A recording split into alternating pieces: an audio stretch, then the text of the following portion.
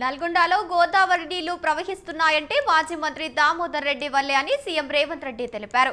SRSP 2కి R&R అని నామకరణం చేశారు. దీనిపై 24 గంటల్లో జీవో తెస్తామని చెప్పారు.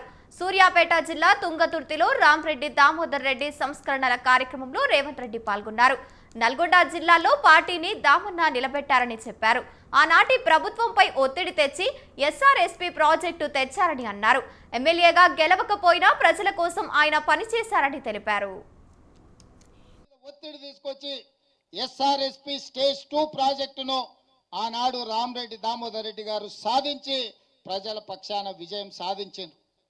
ఆ తర్వాత పనులు జరగకపోగా తిరిగి కాంగ్రెస్ పార్టీ అధికారంలోకి వచ్చిన తర్వాత మళ్ళీ ఒత్తిడి తీసుకొచ్చి రాంరెడ్డి దామోదర్ రెడ్డి గారు ఈ ప్రాంతానికి గోదావరి జలాలను తరలించడంలో వారు క్రియాశీలక పాత్ర పోషించారు.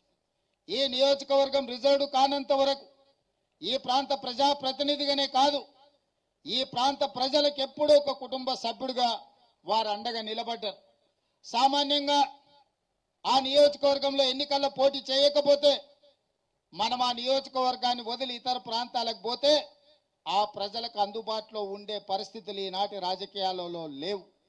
కానీ రాంరెడ్డి దామోదర్ రెడ్డి గారు సూర్యాపేటకు ప్రాతినిధ్యం వహించిన సూర్యాపేట ప్రాంతంలో వారి ఎమ్మెల్యేగా గెలవకపోయినా తుంగతుర్తి ప్రాంతానికి సంబంధించిన ప్రతి కార్యకర్తకు అండగా నిలబడి ఈ ప్రాంతాన్ని ఎన్నడూ వదులుకోలేదు.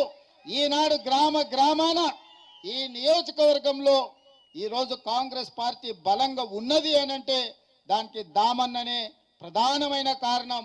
మీరందరు అభిమానంగా మీరందరు ఇష్టంగా పిలుచుకునే దామన్న టైగర్ దామన్నగా ఈరోజు తెలంగాణ రాష్ట్రంలో గుర్తింపు పొందిండు. మొన్న జరిగిన ఎన్నికల్లో 50,000 రూపాయలు కూడా లేని మందుల సామ్యల్ 50,000 పైన ఓట్ల మెజార్టీతోని తుంగతుర్తికి ఎమ్మెల్యేగా గెలిచిండు అంటే దామోదర్ రెడ్డి గారు వేసిన కాంగ్రెస్ వర్గం కాంగ్రెస్ పార్టీ గెలిచింది.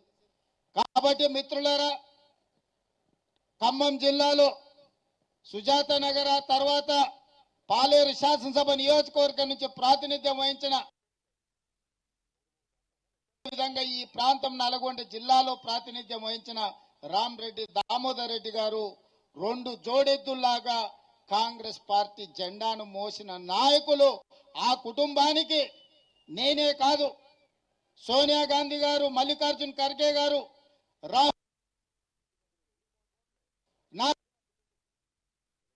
చెప్పండి, గాంధీ నిలబడతాం.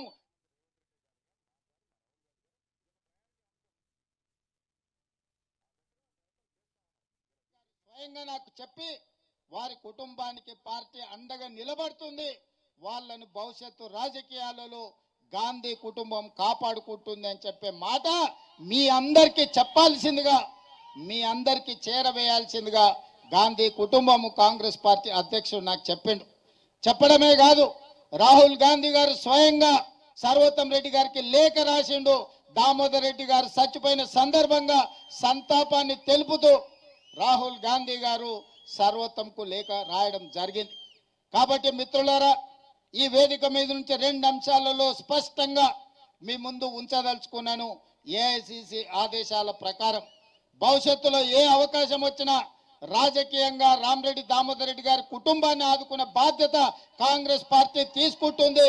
పెద్దలు హనుమంతరావు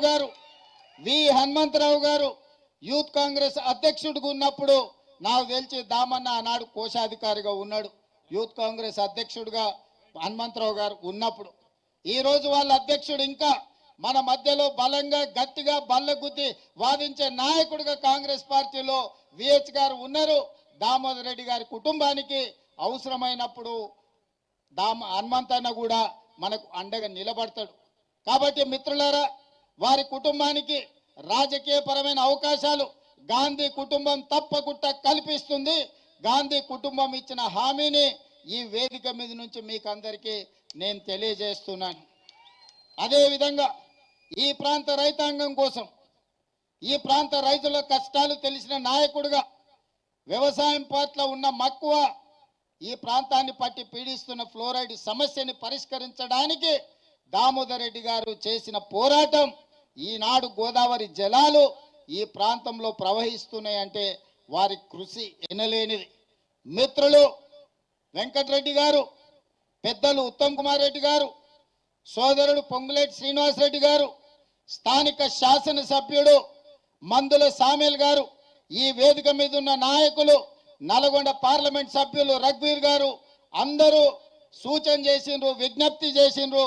ఈనాడు ఈ వేదిక మీద ఉన్న ఏ ఒక్కరికి కూడా, ఈ వేదిక మీదనే కాదు, ఈ రోజు వారి సంతాప సభలో పాల్గొన్న దాదాపుగా 1,00,000 మంది దామోదర్ రెడ్డి గారు